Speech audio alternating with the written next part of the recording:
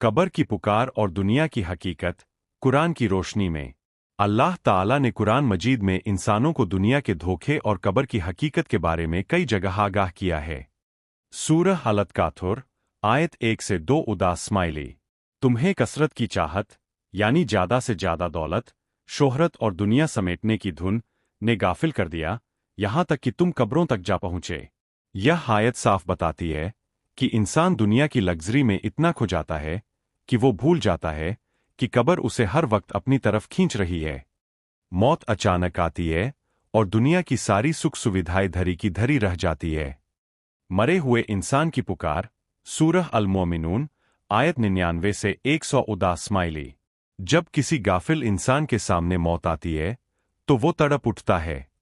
कुरान में फरमाया गया, यहां तक कि जब उनमें से किसी की मौत आ जाती है तो वो कहता है, ए मेरे रब, मुझे दुनिया में वापस भेज दे ताकि मैं उसमें नेक अमल करूं जिसे मैं छोड़ आया हूं। हरगिज नहीं, यह तो बस एक बात है जो वो कह रहा है, और अब उनके पीछे एक बरजख कब्र का पर्दा है उस दिन तक के लिए जब वो दोबारा उठाए जाएंगे। जब इंसान मर जाता है और लोग उसे दफनाने जाते हैं तो वहां क्या होता है, इसके बारे में सही बुखारी हदीस नंबर 1417 में अल्लाह के रसूल का एक बहुत ही दिल कपा देने वाला फरमान है। इंसान के जनाजे के साथ 3 चीजें जाती है, उसके घरवाले, उसकी दौलत और उसके आमाल कर्म।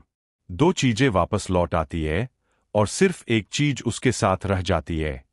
उसके घरवाले और उसकी दौलत वापस लौट आते हैं और उसके आमाल उसके साथ कब्र में रह जाते हैं।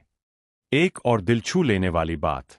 सही बुखारी 1338 उदास स्माइली। अल्लाह के रसूल ने फरमाया कि जब लोग मुर्दे को कब्र में दफन करके वापस मुड़ते हैं तो मुर्दा इंसान उनके जूतों की आहट, आवाज तक सुन रहा होता है।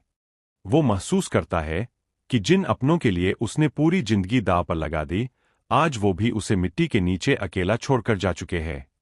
कब्र की पहली रात और सवालात। जब सब लोग चले जाते हैं तब कब्र की पहली रात का सबसे कड़ा इम्तिहान शुरू होता है।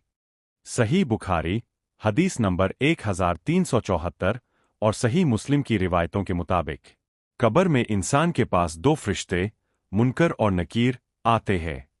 वो उसे बिठाते हैं और ये 3 सवाल पूछते हैं। पहला सवाल, तेरा रब कौन है? दूसरा सवाल, तेरा दीन क्या है? तीसरा सवाल, तेरा नबी कौन है? नेक इंसान का जवाब, जो शख्स दुनिया में सच्चा मोमिन था, जिसने अल्लाह की इबादत की थी, वो तुरंत कहेगा, मेरा रब अल्लाह है, मेरा दीन इस्लाम है और ये अल्लाह के सच्चे रसूल मोहम्मद है। दिखावा करने वाले या गुनहगार का जवाब, जो इंसान दुनिया की चकाचौंध में खोया हुआ था, जिसने नमाज और दीन को मजाक समझा था, वो कब्र के खौफ से कांप उठेगा और कहेगा, हाय हाय, मुझे कुछ नहीं मालूम, मैं तो दुनिया में वही कह देता था जो लोग कहते थे। यानी उसने खुद कभी दिल से ईमान को नहीं अपनाया।